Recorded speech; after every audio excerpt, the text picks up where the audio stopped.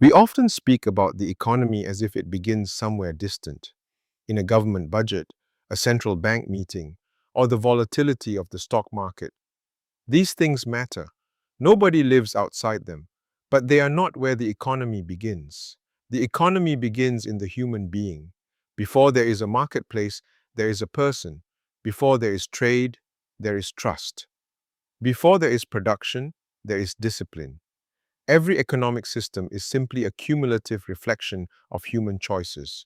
The choice to be honest or deceptive, to serve or to exploit, to see wealth as a weapon or a trust. Our modern education systems are fixated on usefulness. We ask, what job will this lead to? What salary will this bring? These are not foolish questions. We all have families to feed and societies to run. But when education is reduced to mere employment prep, we lose the human. We treat the child as a future worker rather than a whole human being. We measure success by grades and status, often ignoring moral courage, patience, and accountability. This is an economic risk. A brilliant coder without ethics, or an accountant who prioritizes promotion over truth, does not just fail personally, they become a systemic danger. At the Sayyidina Omar Institute, we propose a different model rooted in the Islamic concept of amana, trust. This shifts the focus of education entirely. We stop asking, what do you want to become? And start asking, what have you been trusted to carry? In this view, wealth, power, time, and knowledge are not things we own. They are trusts we manage. A person who sees work as amana does not do the bare minimum for a paycheck. A person who sees knowledge as amana does not use it to exploit the vulnerable. This is the ultimate economic infrastructure, the formation of people who are too disciplined to corrupt and too responsible to exploit.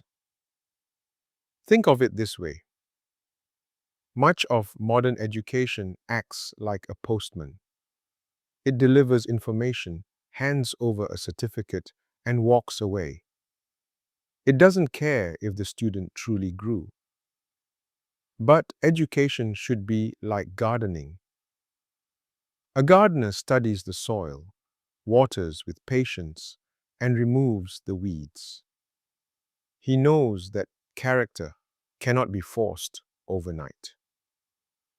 We must move away from the factory model of education, where students are parcels to be processed, and toward a model of formation. The market does not create character, it only reveals it. If we fill the market with people who were never formed in character, we shouldn't be surprised when the market fails us. If we change our education, we change our economy.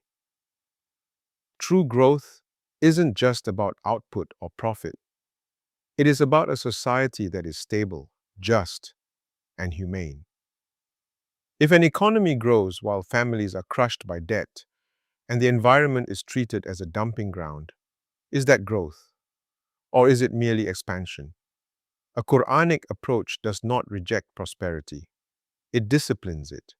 It asks wealth to serve life, not rule over it. The marketplace is not separate from the classroom.